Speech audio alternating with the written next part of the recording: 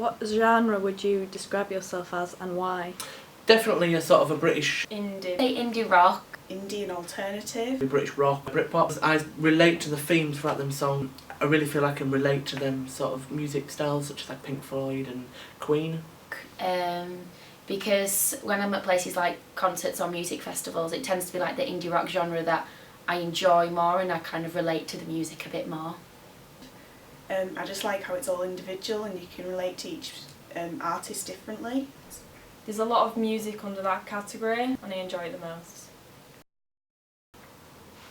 What are your interests? Reading, I like listening to music, I collect vinyls, so I'm very much a classic rock, classic music in itself, sort of 65 onwards. I like going to concerts and I like going to music festivals. I like going out on a weekend with my friends, and I listen to a lot of music. I just like listening to music and watching loads of films and stuff, and I like just hanging out with my friends really. I really like listening to music and going to concerts with my friends. I'm also into photography, so... If you could be any musician, who would you be? Definitely Paul McCartney is sort of one of the icons of British rock and sort of, you know, the British movement of music.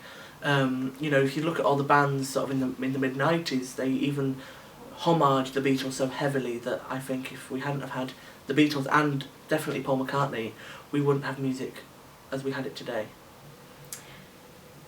I'd say someone like David Bowie, because he's quite out there, like he's got quite a striking look and like he stands out from other people, and that's what makes him appealing.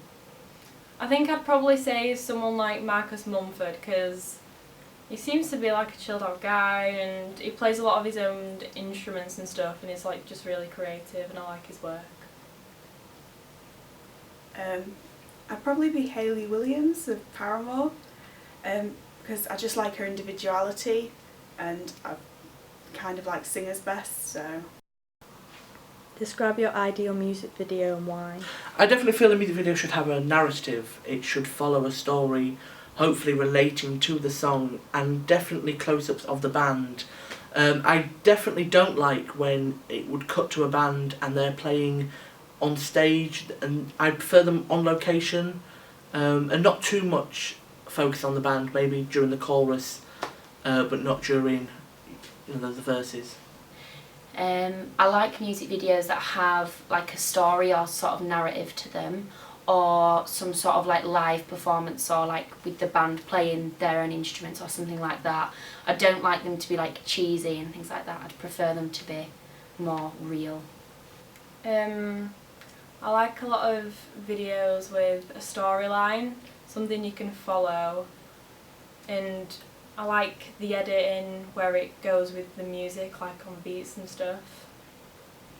It would have to have a plot line to it, not just random shots that look as if they've been cobbled together in post-production by someone who doesn't really know the music.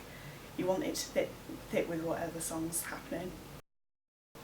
What do you associate with the rock genre, for example, clothing, props, etc.?